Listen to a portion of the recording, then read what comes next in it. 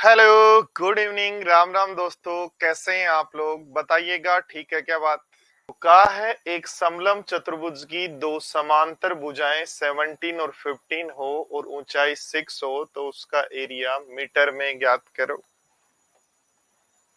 तो समलंब चतुर्भुज का एरिया जो है वो होता है 1/2 इंटू दोनों पैरेलल साइड का सम। तो 17 और 15 बन गया 32। और मीटर सेंटीमीटर को मीटर में चेंज करना है तो डिवाइड बाई 100। और ऊंचाई हो गई आपकी 6, उसको भी डिवाइड बाई 100। दो से काट दो 3 बार तो आंसर बन गया 96। और 4 पे पॉइंट आएगा तो ऑप्शन होगा डी।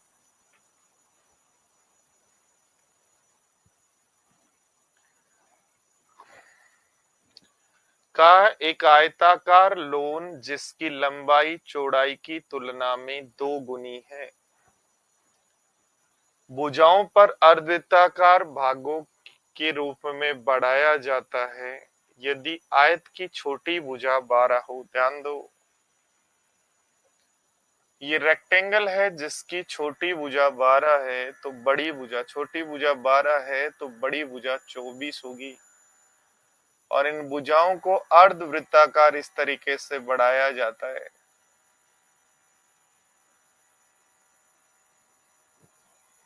तो कह रहे लोन का कुल क्षेत्रफल ज्ञात करो। तो लोन का देखो, ध्यान दो, एक आयताकार लोन जिसकी लंबाई चौड़ाई की तुलना में 2 गुनी है भुजाओं पर। तो ध्यान दो, लंबाई और चौड़ाई ये है तो 24 गुणा 12 एक एरिया तो ये हो गया 12 का स्क्वायर 144 गुणा 2 तो 288। प्लस ध्यान दो, देखो आधा और आधा एक वृत्त ये बन गया पाई यानी 22/7 आर स्क्वायर। तो आर स्क्वायर मेरे पास बन जाएगा कितना, 12 का स्क्वायर 144। इधर और इधर फिर एक सर्कल बन गया उसका भी पाई आर स्क्वायर तो ये बन गया 36, 6 का स्क्वायर। क्योंकि डायमीटर 12 होगा तो रेडियस 6 होगी। तो ये बन जाएगा 104 प्लस बन जाएगा 22/7 गुणा 081। तो ध्यान दो, देखो क्या मैं इसको 3.14 कह सकता हूँ 22। ध्यान दो, देखो एक काम करते हैं, थोड़ा सा आसान काम हो जाता है उससे। किस 22/7 को 3.14 कर दें और ये बन गया 280। तो 280 को यदि यहाँ गुणा करें, 280 को यहाँ गुणा करें 28 3 84 हो जाएगा 840। बोलो ठीक है क्या बात? ऐसा कुछ हो रहा है क्या? देखो थोड़ा सा ध्यान दो, देखो 280 नहीं 180, 180 बनेगा ना। हाँ, तो क्या किया, 24 गुणा 12 तो इस रेक्टेंगल का एरिया हो गया। अर्धवृत्त अर्धवृत्त एक वृत्त हो गया पाई आर स्क्वायर, अर्धवृत्त अर्धवृत्त फिर पाई आर स्क्वायर। तो पाई की वैल्यू कॉमन ले लो, ये 180 बन गया। तो 18 3 54 540। पॉइंट 1 से गुणा करना है तो 18। ठीक है, इतने को चेक कर लो एक बार कितना हो रहा है। 8 8 16, 8 8 16 हासिल 1 4, हासिल 1 8। 846 से थोड़ा सा ज्यादा जाएगा तो 846 से ज्यादा तो एक ही ऑप्शन है।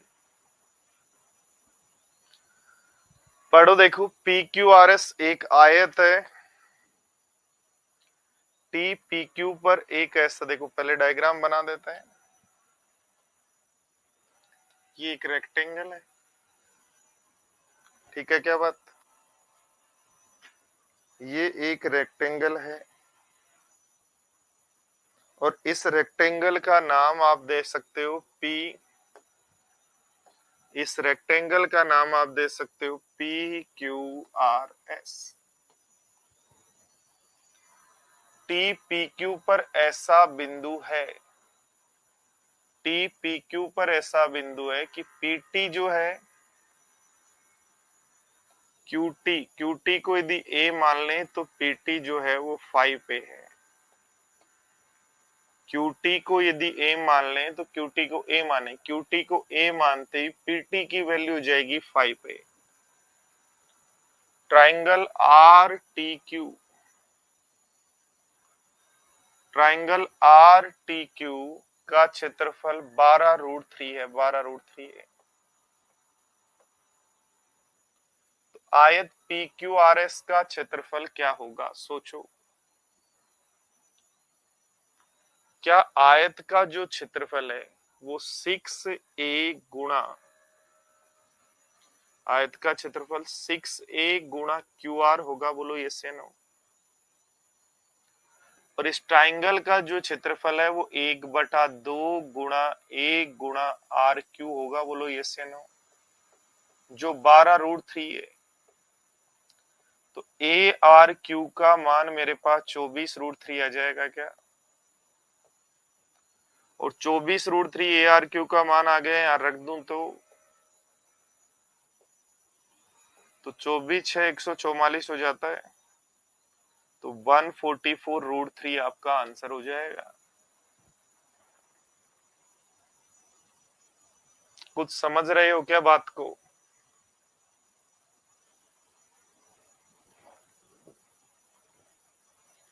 पढ़ो, देखो अगला क्या कह रहे हैं।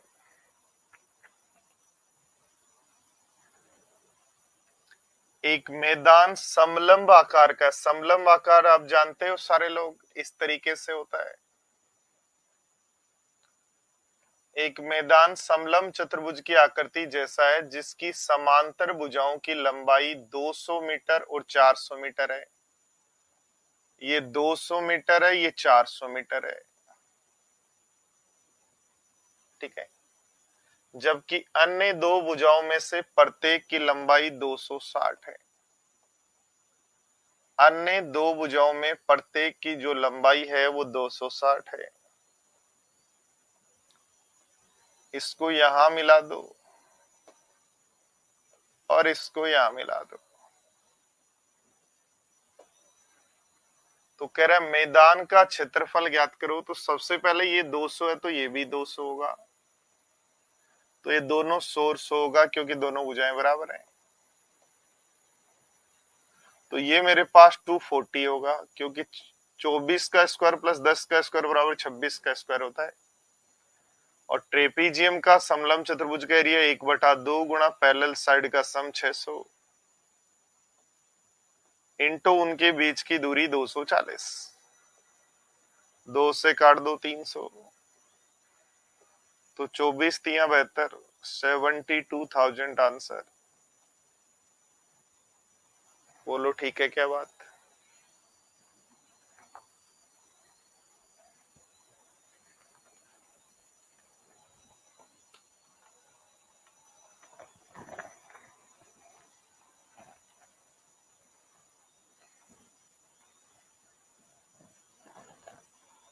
चलो पढ़ो, देखो एक क्वेश्चन क्या कह रहा है, फटाफट ध्यान दो, देखो।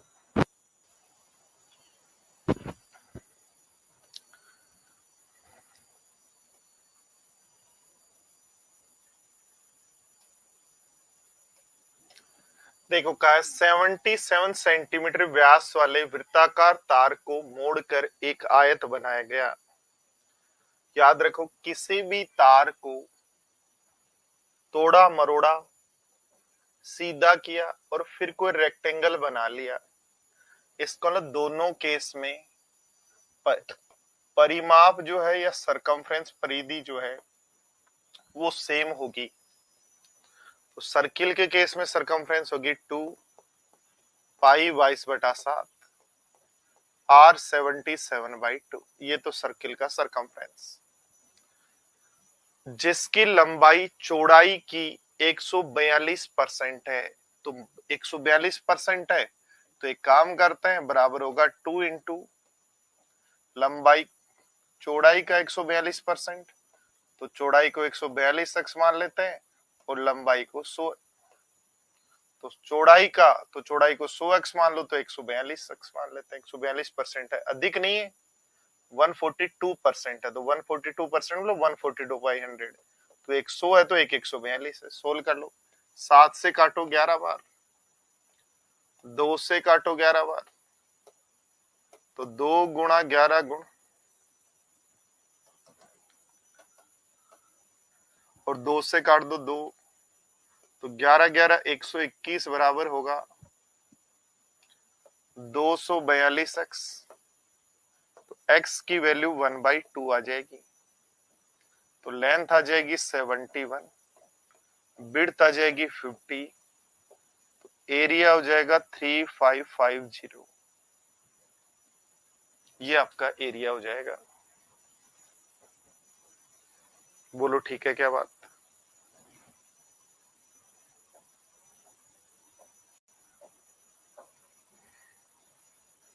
पढ़ो देखो अगला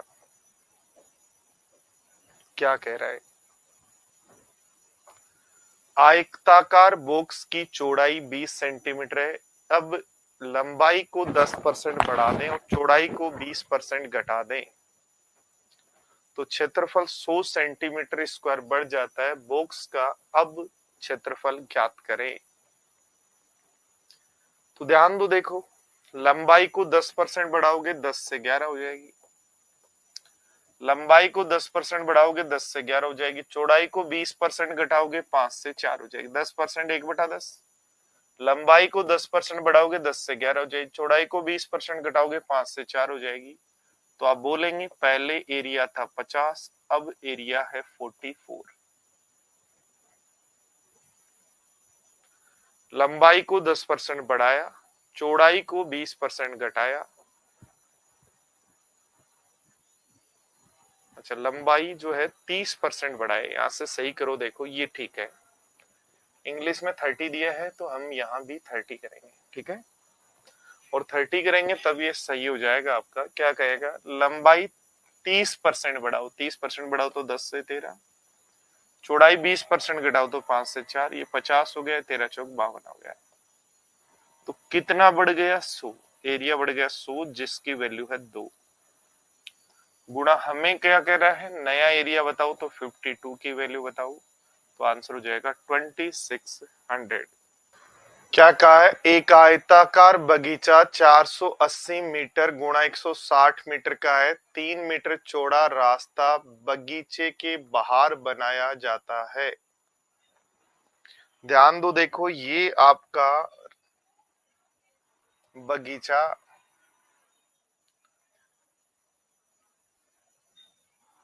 और ये इसके चारों तरफ रास्ता। तो ये लंबाई है 480, चौड़ाई है 160, तो एरिया हो जाएगा 480 गुणा 160। अब आप कह रहे हो 3 मीटर चौड़ा रास्ता बना दिया तो लंबाई भी दोनों तरफ 3 और 3 बढ़ गई तो 486 हो गई, और चौड़ाई भी 3 और 3 बढ़ गई तो 166 हो गई। ठीक है क्या बात? तो ध्यान दो, 486 इंटू 166 में से 480 इंटू 160 माइनस करो। तो ध्यान दो, देखो यहां से यदि मैं बात करूं, लास्ट दो डिजिट यहां तो आएंगे 2 जीरो, यहाँ की लास्ट दो डिजिट क्या है वो यदि मैं निकाल लूं तो 6 6 36, 8 6 48 और 36, 48 और 36 हो गया तो ये मेरा बन जाएगा 48 और 36, 84 हो गया क्या, और 84 और 3 87। तो ध्यान दो, यहाँ लास्ट दो डिजिट 76 आएगी, यहाँ लास्ट दो डिजिट 2 जीरो, तो घटाएंगे तो 76 वाला आंसर हो जाएगा क्या। पूरा नहीं करेंगे, पूरा नहीं करना है, ये ध्यान रखना है।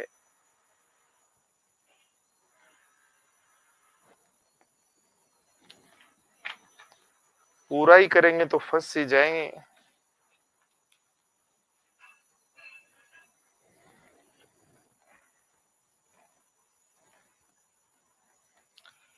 देखो, कोई आयताकार लोन है जिसकी लंबाई चौड़ाई की 2 गुनी है। इसकी भुजाओं पर 4 अर्धवृत्ताकार आकृति बनाने के लिए बढ़ाया जाता है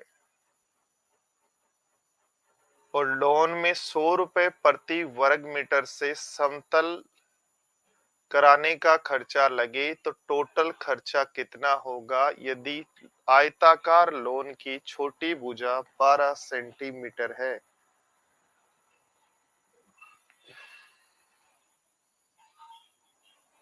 तो अभी थोड़ी देर पहले ही कर रहे थे अपने इस तरीके का क्वेश्चन। देखो इसका तो मैं हिंट ही देता हूं क्योंकि मैं थोड़ी देर पहले ही आपको करवा के आया हूं। छोटी भुजा 12 तो बड़ी भुजा 24, ऐसा किया था ना। और ये दो भुजाओं को आगे बढ़ा के ऐसे अर्धवृत्ताकार बना रखा है सारी भुजाओं को। तो इसका जो एरिया आएगा वो 850 के आसपास आया था आपका, तो 853 मान लेते हैं और गुणा कर देंगे 100 से, तो ये आपका आंसर हो जाएगा। एग्जैक्ट क्या आएगा वो आपको निकालना है। मैं तो मेरे को याद है अभी थोड़ी देर पहले ही किया है, इसलिए मैं इसको डायरेक्ट कर रहा हूं, आपको याद पता नहीं।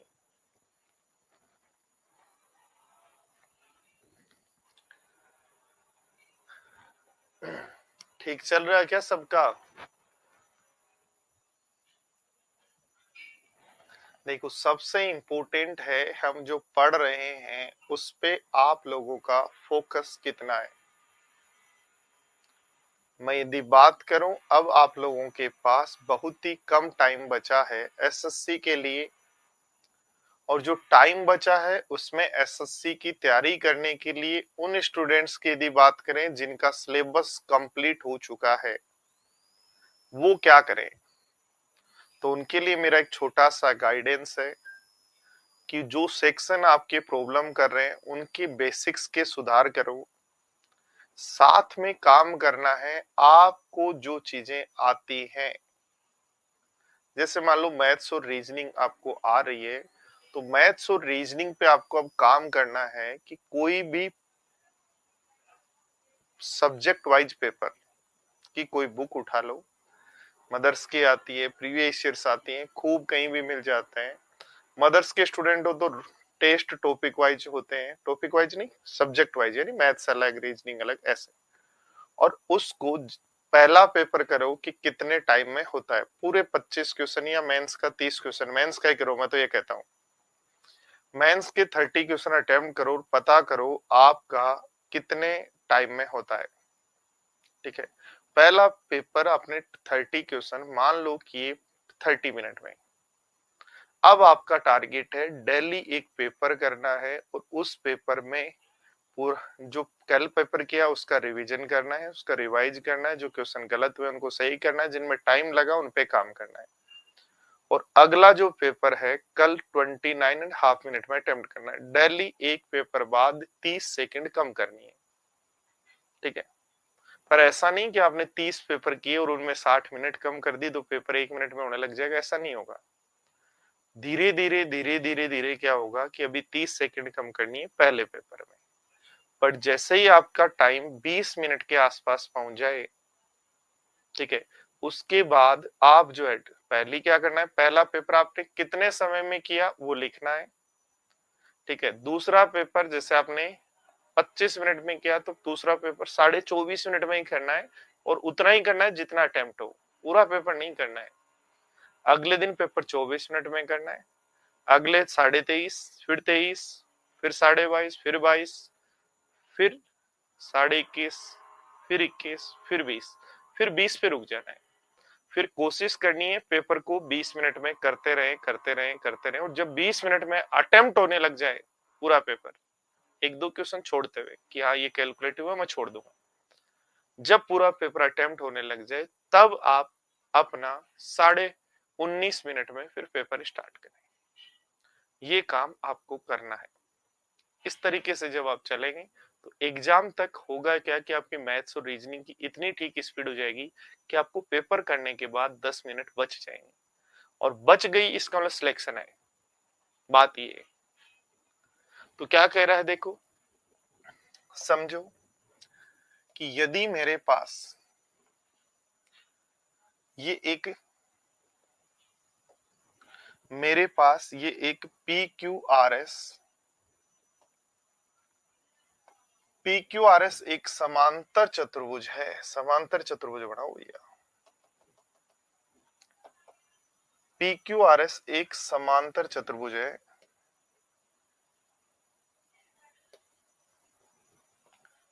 पी क्यू आर एस एक समांतर चतुर्भुज है।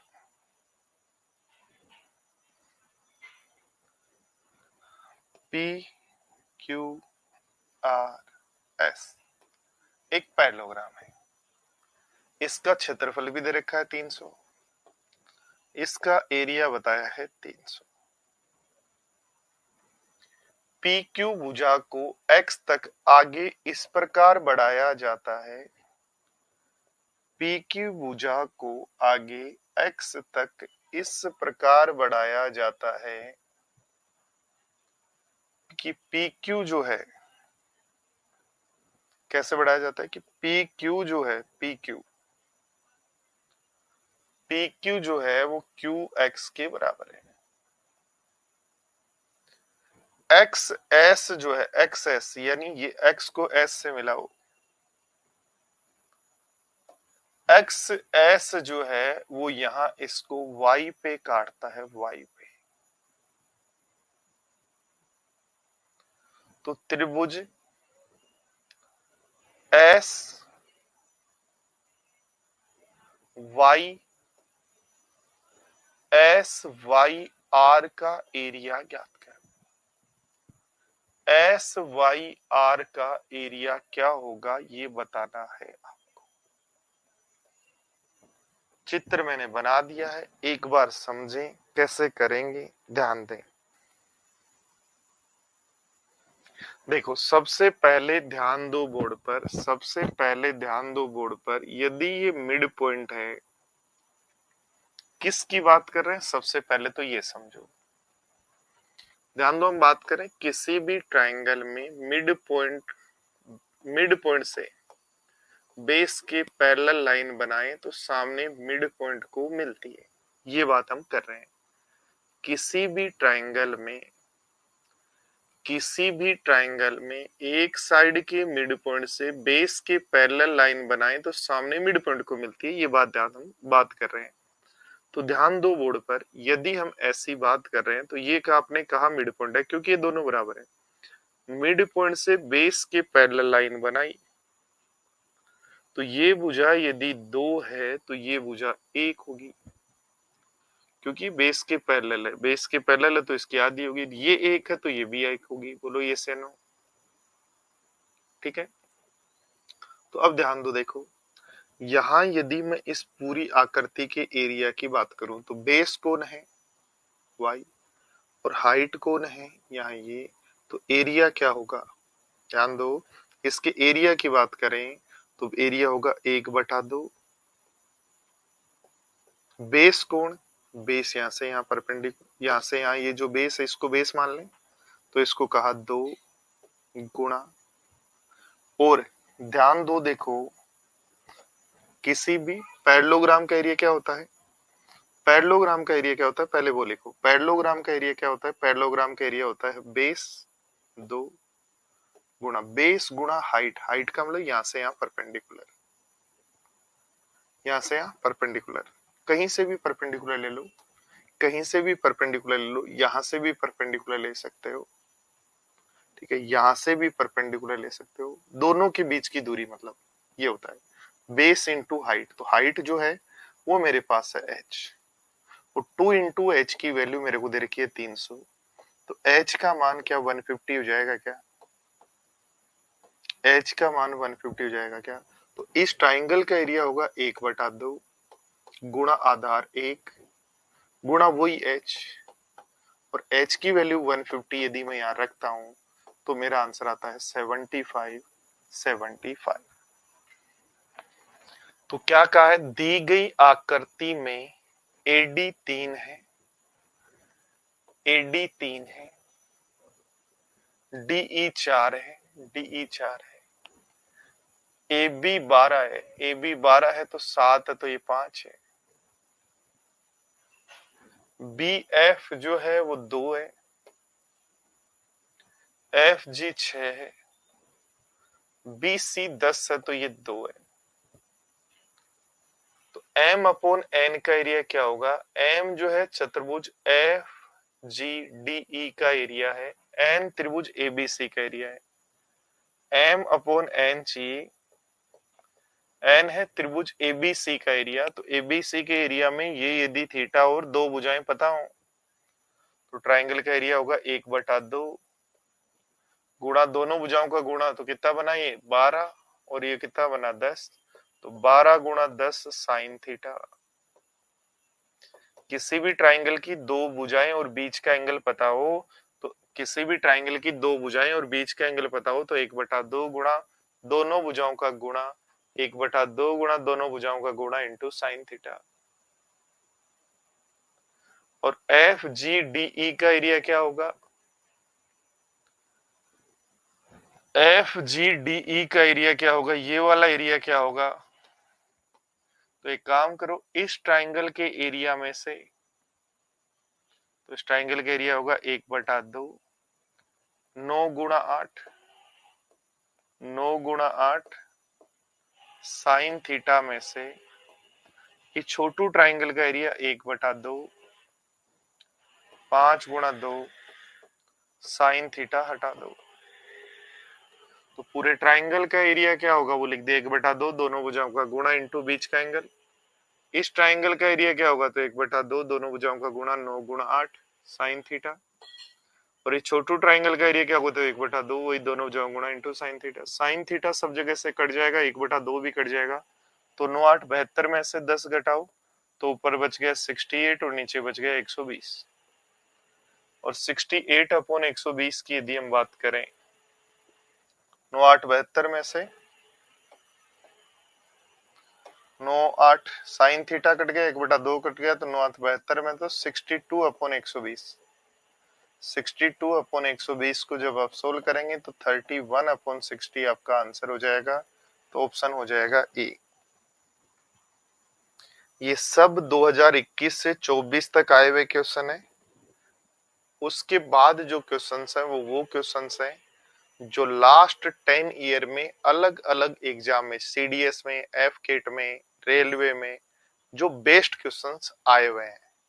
तो ये कलेक्शन यदि आपने एक बार कर लिया, कुछ नहीं एक बार करना है, तो आप जो है इस तरीके के क्वेश्चंस, मेंसुरेशन के जो क्वेश्चंस आएंगे उसमें कभी नहीं घबराएंगे, ये मेरी गारंटी है। एक आयताकार मैदान की चौड़ाई उसकी लंबाई की 2/3 है। एक आयताकार मैदान की चौड़ाई उसकी लंबाई की 2/3 है। तो चौड़ाई लंबाई की 2/3, तो एक 2x है तो दूसरा 3x है। और ये दे रखा है 864। तो x square is equal to आएगा 8 एकम 8, 26 बच गया, 8 3 24, 8 3 24, 6 से काटो,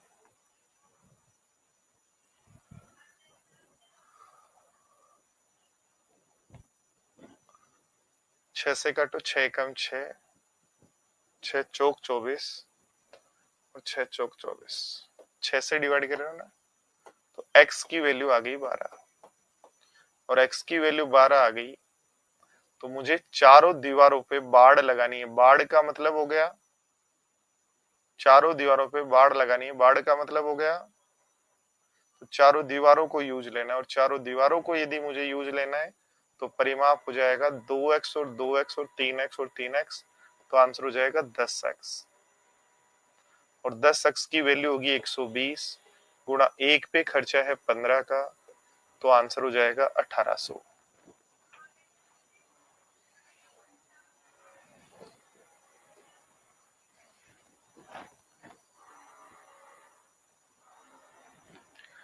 नेक्स्ट देखो, एक समचतुर्भुज का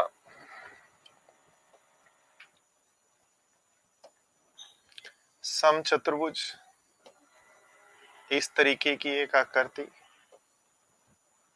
छोटा विकर्ण उसकी भुजाओं की लंबाई के बराबर है। छोटा जो विकर्ण है वो भुजाओं की लंबाई के बराबर है, ऐसा है। और प्रत्येक भुजा की लंबाई 6 है। तो प्रत्येक भुजा की लंबाई यदि 6 है तो छोटा विकर्ण भी 6 होगा। तो उस समबाहु त्रिभुज का क्षेत्रफल क्या है जिसकी भुजा समचतुर्भुज के बड़े विकर्ण के बराबर है? तो पहले बड़ा विकर्ण निकालना पड़ेगा, तो ये 3 होगा। और 3 होगा तो ये 3 होगा, ये 90 तो बनता ही है ना, दोनों 90 पे काटते हैं। तो ये 6, ये छोटा विकर्ण भुजा के बराबर है, इसलिए ये भी 6। तो ये 3 और 3 90 पे काटते तो 6 का स्क्वायर 36 में से 3 का स्क्वायर 9 घटाएं तो मेरे पास बनेगा कितना, 27। 6 का स्क्वायर 36 में से 3 का स्क्वायर 9 घटाएं तो 27। 27 का रूट तो 3√3। और ध्यान दो आधा विकर्ण 3√3 है, तो पूरा विकर्ण कितना होगा, 6√3। और 6√3 जो डायगोनल है उसके बराबर एक बराबर भुजा वाला इक्विलेटरल ट्राइंगल है। तो इक्विलेटरल ट्राइंगल का एरिया होता है √3/4 a²। 6√3 का स्क्वायर काट दो तो आंसर बोलोगे 9 27√3।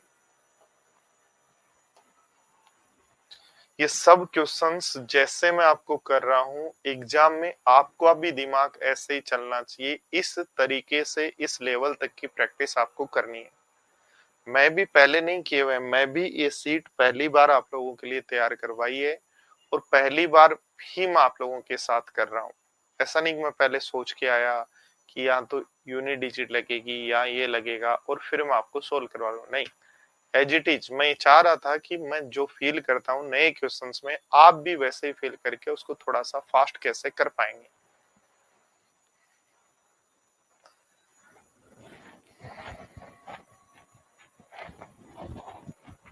तो ध्यान दो, देखो समबाहु सम चतुर्भुज में एक भुजा जो है 6 है, दूसरी भुजा भी 6 है और छोटा विकर्ण उस भुजा के बराबर है।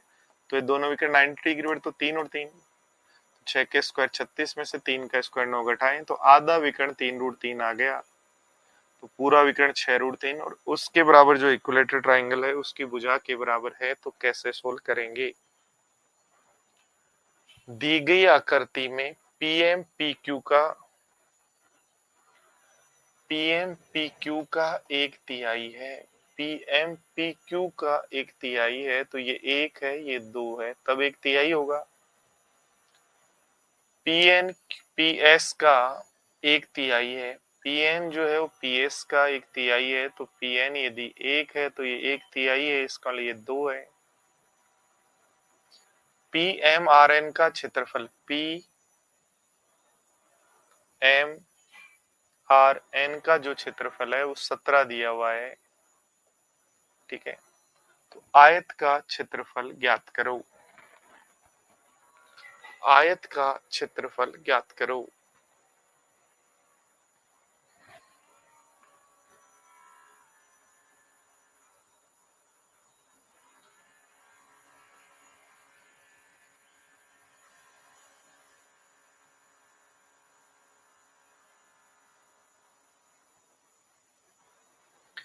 देखो आप लोग एक बात जानते होंगे सारे स्टूडेंट्स कि किसी भी ट्रायंगल में एक आधार पर जो भी ट्रायंगल बनते हैं उनकी भुजाओं का जो रेशियो होता है एरिया का रेशियो भी वही होता है।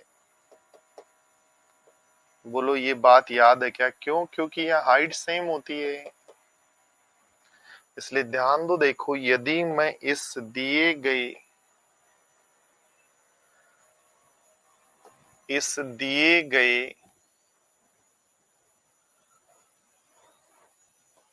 रेक्टेंगल में इस तरीके से पीएन यदि बना दूं और ध्यान दो आधार की बात करें इस आधार पर, ठीक है। तो इस आधार पर जो ये दोनों ट्रायंगल बन रहे हैं, इस आधार पर जो दोनों ट्रायंगल बन रहे हैं उनका एरिया का रेशियो क्या होगा, तो आप बोलेंगे 1:3 होगा। ऐसे इधर भी जो ट्रायंगल इस आधार पर जो ट्रायंगल बन रहे हैं, इस आधार पर जो ट्रायंगल बन रहे हैं उनका आधार का रेशियो 1:2 है, तो ये एरिया 1:2 होगा। ऐसे इस पे भी जो ट्रायंगल बन रहा है उस पे भुजा का रेशियो 1:2 है, तो एरिया का रेशियो 1:2 होगा। तो क्या मैं ऐसा कह सकता हूँ इस छोटू का एरिया 1 है और उस पूरे का एरिया 3 है। ऐसे ही छोटू का एरिया 1 है तो पूरे का एरिया 3 है। तो ये छोटू वाला पार्ट तो 17 है और पूरा का एरिया 3 चाहिए। तो 17 3 51 जो है वो आपका आंसर हो जाएगा।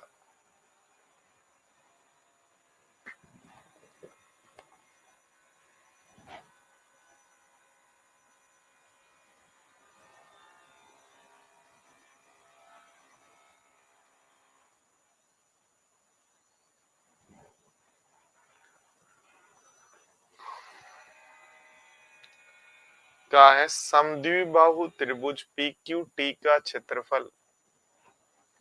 PQRS एक समलंब चतुर्भुज है।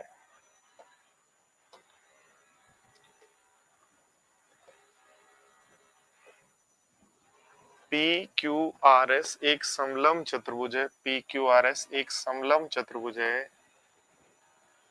PQT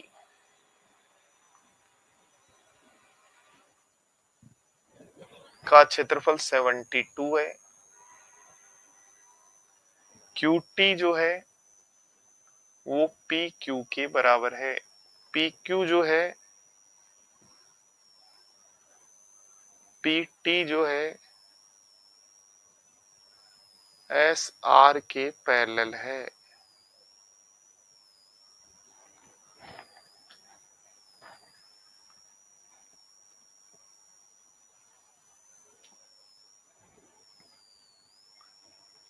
तो समलंब चतुर्भुज है PQRS और PQRS में PT जो है वो PT जो है SR के पैरेलल है। ठीक है, तो हम एक काम करते हैं QT और PQ बराबर है। PQ PS का डबल है। तो ये यदि भुजा 1 है तो इस भुजा को मान लेते हैं 2, या इसको A मान लें तो ये हो जाएगी 2A। PS को मान लें A तो ये हो जाएगी 2A। और हमें PQT का क्षेत्रफल समद्विबाहु त्रिभुज कैसे हुआ।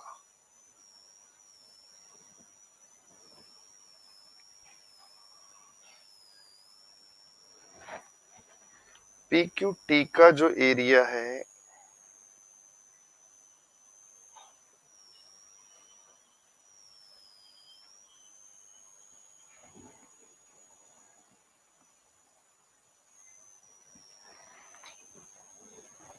बिना डायग्रामिंग करने की कोशिश करते हैं। डायग्राम तो बैठ नहीं रहा है भैया।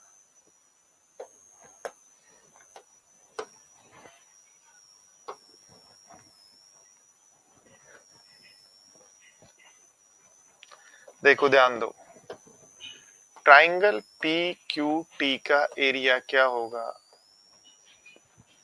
तो ट्राइंगल PQT का जो एरिया है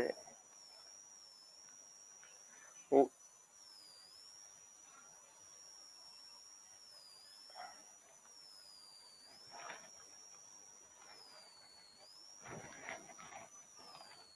समद्विबाहु त्रिभुज है। एक काम करते हैं, पहले समद्विबाहु त्रिभुज बनाते हैं फिर बनाएंगे। अच्छा, इसमें चित्र दिया हुआ है। अरे वाह, गुड। फिर तो अपन क्यों परेशान हो रहे थे। PQT देखो दिए गए डायग्राम में, डायग्राम आपको दिख रहा है क्या। अच्छा, दिए गए डायग्राम में हमें क्या कहा गया है कि PQ यदि A है, PQ यदि A है तो QT भी A है। और PQ और QT यदि A है तो ट्राइंगल का एरिया हो जाएगा 1/2 गुणा A गुणा A, जो 72 दिया है। तो A स्क्वायर बराबर 144। तो A का मान आ जाएगा 12 और A का मान 12 आता ही हम इसको हटा देंगे। हम यहाँ 12 लिख लेंगे, ये भी 12 है, ये भी 12 है। और क्या कहा गया है, PQ PS का डबल है। PS का पी क्यू जो है वो पी एस का डबल है, तो पी एस का मान 6 है। पी टी और एस आर पैरेलल हैं, तो हमें पी क्यू आर एस इस ट्रेपीजियम का एरिया चाहिए। हम जबरदस्ती मेहनत कर रहे थे डायग्राम बनाने के लिए, डायग्राम तो दे रखा है भाई साहब ने, इस तरीके से लेना है। तो P Q R S, P Q R S का एरिया हमें निकालना है। तो पैरेललोग्राम का एरिया क्या होगा? पैरेललोग्राम का एरिया, इस पैरेललोग्राम का एरिया क्या होगा बता सकते हो क्या? किसी भी पैरेललोग्राम का एरिया होता है, बेस कितना है? 6, तो बेस 6 गुणा हाइट कितनी है? 12, तो 72। और ये 72 ये 72 दे रखा है क्वेश्चन में, तो टोटल एरिया 144 हो जाएगा क्या?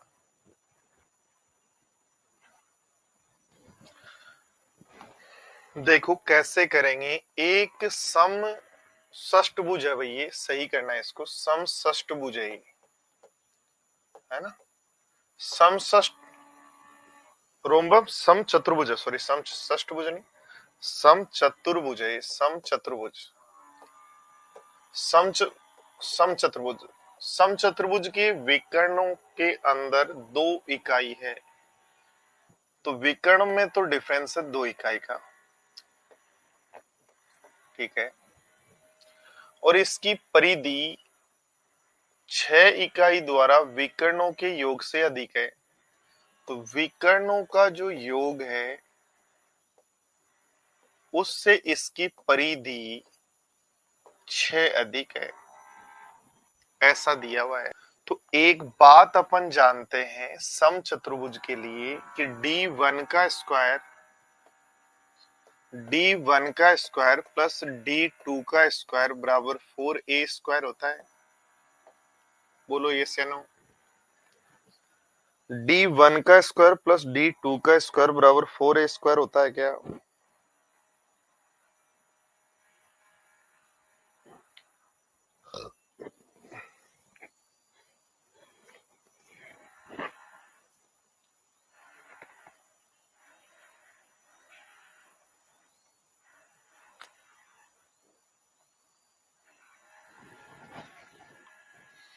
तो कह रहा है सम चतुर्भुज का क्षेत्रफल ज्ञात करो, ठीक है। क्षेत्रफल का मतलब d1 d2 निकाल लेंगे तो उनका गुणा आ जाएगा और उसको हम सोल्व कर लेंगे। तो एक काम करें, d1 d2 का मान निकालना है कैसे भी करके, ये ध्यान दो। देखो d1 d2 का मान निकालना है, तो एक काम करते हैं कि इसका यदि मैं स्क्वायर कर दूं तो मुझे मिलेगा d1 का स्क्वायर प्लस d2 का स्क्वायर प्लस 2 d1 d2,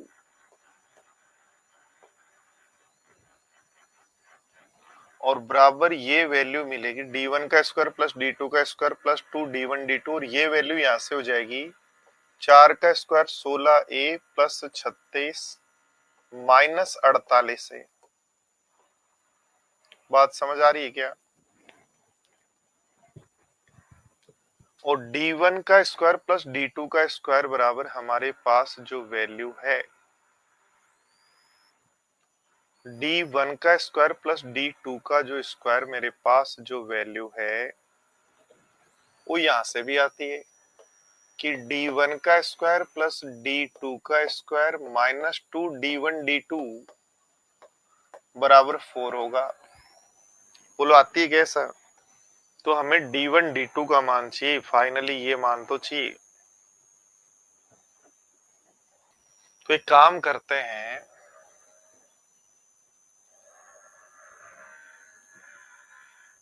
चलो एक काम करते हैं, 3 इक्वेशन हो गई हमारे पास, है ना? तो एक काम करते हैं सारे स्टूडेंट्स, एक काम करो, देखो 2d1 d2 का मान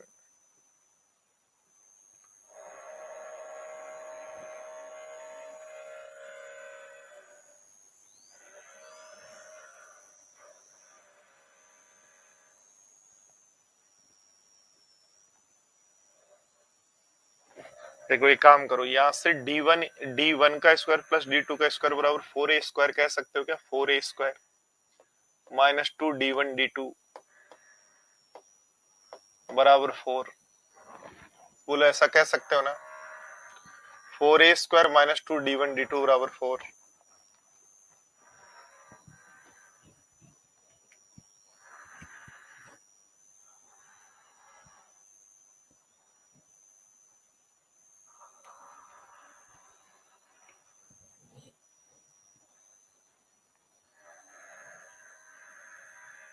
या देखो एक काम करते हैं, देखो इतनी इक्वेशन में फंसे, नया काम करें उससे अच्छा एक काम करें क्या? देखो क्या कर रहे हैं, देखो सोचना क्यों फंसे इक्वेशंस में।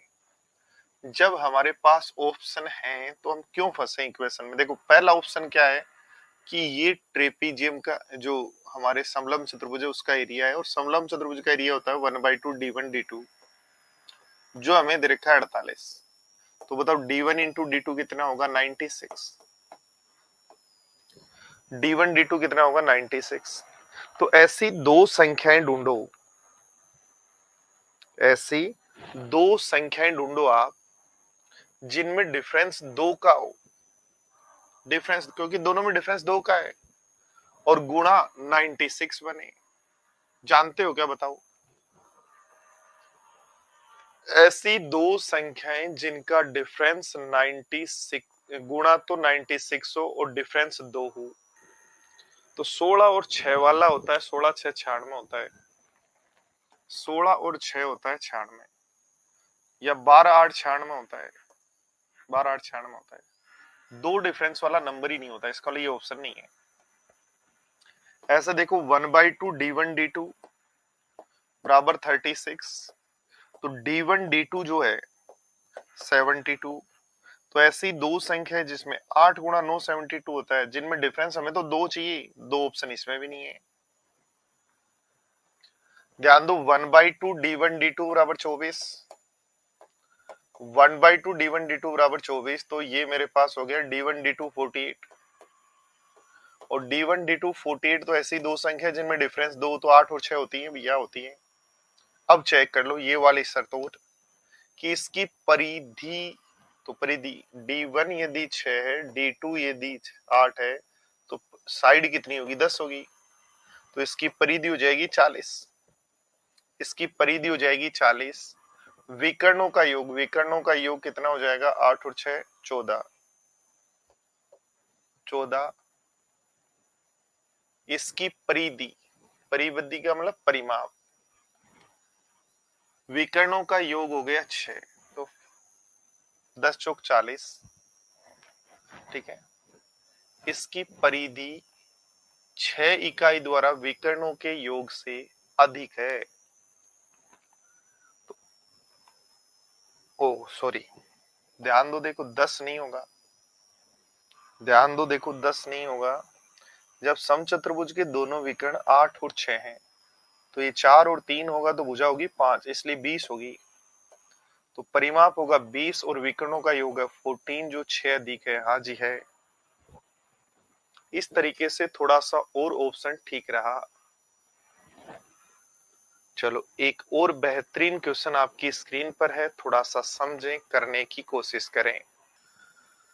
देखो एक आयत की बात कर रहा है, तो एक आयत बना लीजिएगा। इसकी लंबाई और चौड़ाई 4:3 में है। तो विकर्ण मेरे प्यारे साथियों इस आयत का 5 हो जाएगा, और दोनों विकर्ण बना देंगे, तो दोनों विकर्ण मिड पॉइंट पे काटते हैं, इसलिए 2.5 2.5 2.5 2.5, ये 4, ये 3 हो जाएगा। एक आयत की लंबाई और चौड़ाई का अनुपात 4:3, तो विकर्ण होगा 5। विकर्णों के हिस्सों की बड़ी भुजा त्रिभुज के क्षेत्रफल का विकर्णों के हिस्सों की और छोटी भुजा से बने त्रिभुज के क्षेत्रफल के साथ अनुपात क्या होगा? तो क्या करना चाह रहा है, एक आयत की लंबाई 4:3 में है जी, 4:3 बना दिया, विकर्ण 5 हो गया, दोनों विकर्ण मिड पॉइंट पे काटते हैं। विकर्णों के हिस्सों और बड़ी भुजा, विकर्ण के तो ये हिस्से दोनों काटते हैं वहां, और ये बड़ी भुजा, इनसे बना जो ट्राइंगल है उसका एरिया क्या होगा, 1/2 गुणा आधार 4 गुणा यहां से यहां तक की दूरी तो पूरा 3 है, तो ये मिड पॉइंट पे काटते हैं इसलिए ये 1.5 ही होगा, तो मैं बोलूंगा ये एरिया होगा 3। और विकर्णों द्वारा छोटी भुजा के साथ बना एरिया, तो विकर्णों के द्वारा छोटी भुजा के साथ जो ट्राइंगल बन रहा है उसका एरिया तो 1/2 आधार है 3, पूरा 4 है तो ये हाइट होगी 2, तो ये भी आएगा 3। तो दोनों एरिया का रेशियो 1:1 होता है। बोलो ठीक है क्या बात।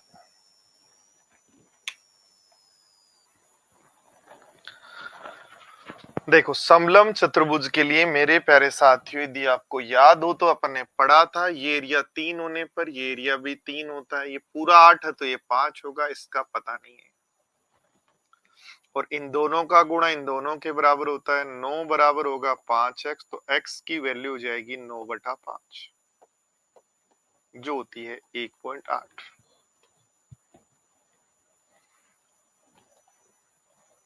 पढ़ो देखो अगला क्वेश्चन।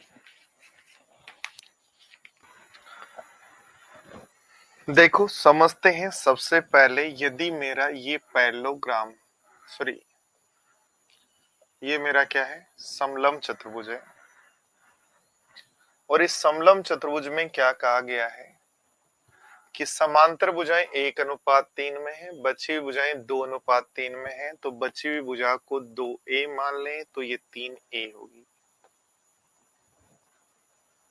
और अगर समांतर चतुर्भुज की सबसे बड़ी भुजा बची हुई भुजा का जो बड़ी भुजा बची हुई भुजा बड़ी भुजा 3 है, और ये इसकी 1:2 में है, तो ये 3a, तो ये 6a है, तो ये इसका 1:3 में है, 3 की वैल्यू 6a, तो ये हो जाएगा 2a।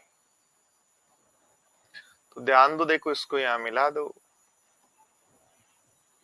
इसको इधर भी मिला दो, तो जैसे आप मिलाओगे तो आप बोलोगे कि सर ये 2a है तो ये भी 2a होगा, और ये जो बच गया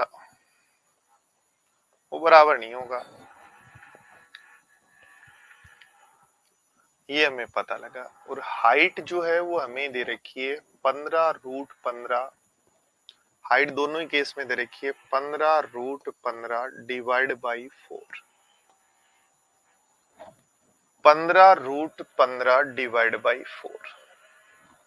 तो ध्यान दो, 15√15 डिवाइड बाई 4 यदि पता है तो ये भी आपको पता है, तो ये निकाल सकते हो। बोलो यस या no.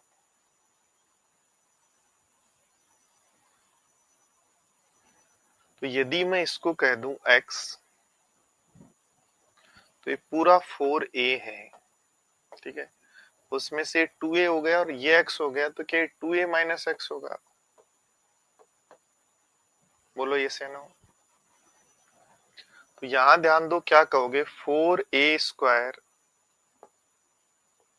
Minus x square, 4a² minus x² बराबर h², और इधर से क्या कहोगे 9a²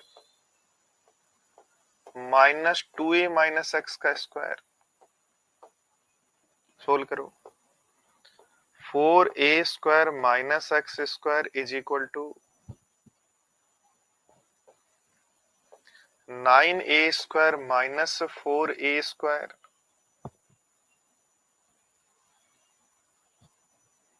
माइनस x²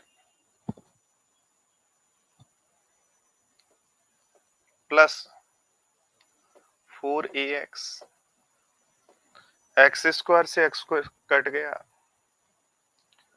तो बन गया a²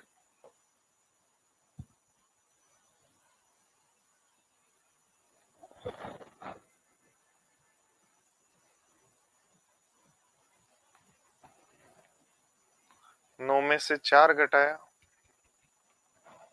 देखो ध्यान दो, इस तरीके के क्वेश्चंस में सबसे इंपॉर्टेंट जो होता है वो रेशियो होता है। तो एक बार मैं ध्यान दो, देखो क्या कह रहा है, इसको समझो। समलंब समांतर चतुर्भुज में 1:3 में है समांतर भुजाएं, बची हुई भुजाएं 2:3 में, तो इसको 2a मान लें तो ये होगा 3a। अगर समांतर भुजाओं में बड़ी भुजा और बची हुई भुजा में से बड़ी भुजा 1:2 में है तो 6a है भाई। ये 6a है तो ये 1:3 में, इसको लिए 2a है। इसको यहां मिला दो, इसको यहां मिला दो, और इसको यहां यदि मिला देते हैं तो मेरे पास ये 2a है तो ये भी 2a होगा। इसको x मान लें तो ये बन जाएगा 4a-x। ठीक है क्या बात? यहां से लिखोगे 2a का स्क्वायर यानी 4a² minus x square, 4a² - x² बराबर h²। आगे से लिखोगे 3a का स्क्वायर 9a² माइनस इसका स्क्वायर तो करो 16a² minus x² plus 8ax। ठीक है क्या बात? x² से तो x² कट गया, 20 बच गया, तो 11a² बराबर 8ax आ गया। तो x का मान मेरे पास आ गया 11a² बटा 8। बोलो ठीक है क्या बात? 11a² बटा 8।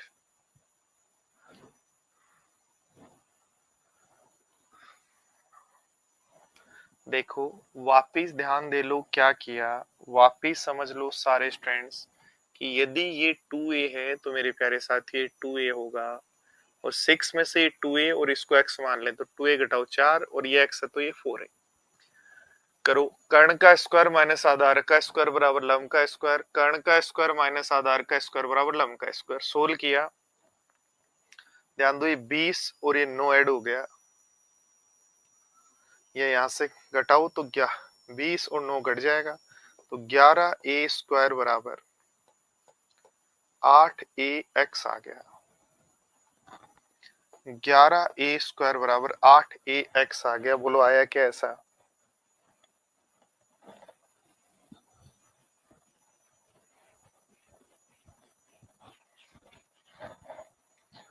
और एक बात ध्यान दो, देखो यहां 4a² minus x², 4a² minus x² बराबर 4a² माइनस x² बराबर हाइट का स्क्वायर, हाइट का स्क्वायर यानी इसका स्क्वायर, तो ये लिख सकते हो 215 का स्क्वायर 225 गुणा 15 बटा 4 का स्क्वायर 16। यदि मैं x की वैल्यू यहां रख दूं, क्या रखूं? x की वैल्यू 11a बटा 8 यहां रख दूं, तो ध्यान दो, देखो ये बनेगा 4a² माइनस 121a², 8 का स्क्वायर 64 बराबर होगा 225 गुणा 15 बटा 16। ठीक है, बात समझ में आ रही है क्या? 64 गुणा 4, 4 4 16 और 6 चौक 24, तो 256 बन जाएगा। और 256 में से 121 घटा दें तो 5 5 3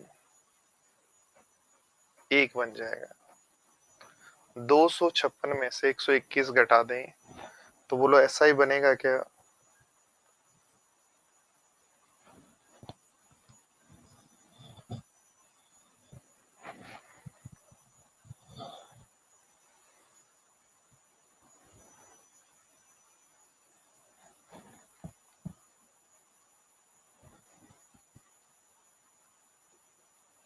तो इसको यहां रख लें, 264 गुणा 4 256 माइनस 121, 256 माइनस 121 कर लेंगे तो यहां रखते हैं, देखो क्या बनता है।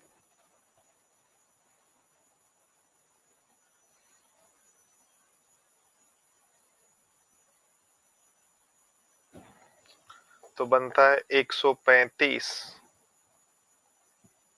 ए स्क्वायर बटा 64 बराबर 225 गुणा 15/16। 16 से काटो कितनी बार, 16 चौक 64, 15 से काटो 15 9 135, 9 से काटो 25, तो ए स्क्वायर बराबर 100 आ गया, तो ए बराबर 10 आ जाएगा। और ए बराबर यदि 10 आ जाता है तो हमें इस समलंब चतुर्भुज का क्षेत्रफल चाहिए, तो 1/2 गुणा समांतर भुजाएं हो गई 6a और 2a 8a, ए का मान 10 है तो 80 गुणा 15√15 डिवाइड बाई 4। 8 से 8 काट दें तो 150√15। अब इतनी कहानी करने के बाद ये कहानी हमारे पास आई, और एग्जाम में यदि हमारे पास टाइम कम हो तो मैं सजेस्ट करूंगा आप तो सीधा सीधा सा एक काम करना है। ठीक है, क्या काम करना है, √15 चल रहा है, √15 ही चलना चाहिए, इसलिए एक ही ऑप्शन है। समझ पा रहे हो क्या बात को? चलो तो यहाँ तक पढ़ो, फिर अगली क्लास में मिलते हैं, तब तक के लिए बाय बाय, टेक केयर, अपना ख्याल रखें, धन्यवाद।